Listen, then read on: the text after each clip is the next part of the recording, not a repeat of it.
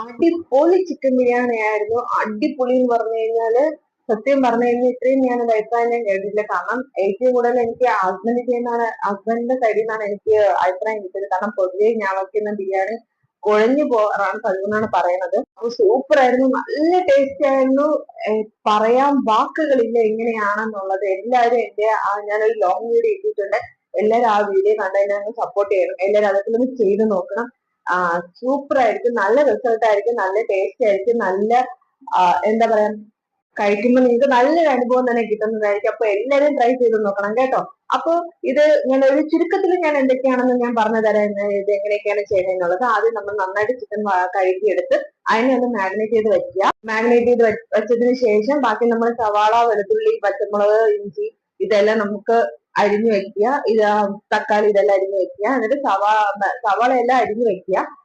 ഈ വെളുത്തുള്ളി, പച്ചമുളക്, ഇഞ്ചി ഇതെല്ലാം, കുരുമുളക് ഇതെല്ലാം നമ്മളൊന്ന് ചതച്ചെടുക്കുക. ഇത് ചതച്ചെടുത്തതിന് ശേഷം ഇതിലോട്ട് ഒന്ന് മിക്സ് ചെയ്ത് അത് നമ്മൾ ഫ്രൈ ചെയ്യാനാണെങ്കിൽ ഇത് മിക്സ് ചെയ്യാം, ഇല്ലെങ്കിൽ ഇത് മിക്സ് ചെയ്യേണ്ട. അല്ലാതെ നമ്മൾ മുളക് പൊടിയും മല്ലിപ്പൊടിയും പിന്നെ ഉപ്പും കുരുമുളക് പൊടിയും കൂടെ ഇട്ട് ഒന്ന് മാരിനേറ്റ് ചെയ്ത് ഒരു 10-15 മിനിറ്റ് വെച്ചതിന് ശേഷം ഈ സവാള, തക്കാളി ഇതെല്ലാം നമുക്ക് എടുത്ത് ഒന്ന് വഴറ്റിയെടുക്കണം. വഴറ്റിയെടുത്തതിന് ശേഷം ഈ ചതച്ച് വെച്ചിരിക്കുന്ന എല്ലാ ഐറ്റംസും അതിലോട്ട് ഇട്ട് കൊടുക്കുക.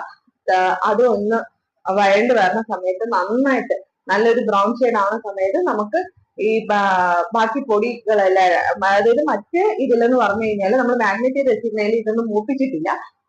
പൊടികളൊന്നും മൂപ്പിക്കാതെയാണ് നമ്മൾ ഇടുന്നത്. അപ്പൊ ഇതിന് മുളക് പൊടിയും കുറച്ച് മല്ലിപ്പൊടി ഇതെല്ലാം കൂടെ നമ്മളൊന്ന് മൂപ്പിച്ചെടുത്തതിന് ശേഷം നമ്മൾ മാഗ്നേറ്റ് ചെയ്ത് വെച്ചിരിക്കുന്ന ചിക്കൻ ഇട്ട് കൊടുത്ത് കുറച്ച് എണ്ണയൊക്കെ ഒഴിച്ചു കൊടുത്ത് ഒരു 2-3 പീസിൽ കേൾക്കുമ്പോഴത്തേക്ക് അതിനെ മാറ്റി വെക്കാം. അപ്പൊ റൈസ് ഞാൻ പ്രത്യേകം ഇട്ടാണ് വേവിച്ചത്. കാരണം എന്ന് പറഞ്ഞു കഴിഞ്ഞാല് റൈസ് ഒരുമിച്ചിടുമ്പോഴത്തേക്ക് ഒന്ന് കുഴഞ്ഞു പോകാറുണ്ട്. അതുകൊണ്ട് ഞാൻ പ്രത്യേകം ഇട്ട് വേവിച്ചെടുത്തിട്ട് അതിന് ഈ ചിക്കൻ വച്ചതിലോട്ടിട്ട് ഒന്ന് ദം ചെയ്തെടുക്കുകയാണ് ചെയ്തത്.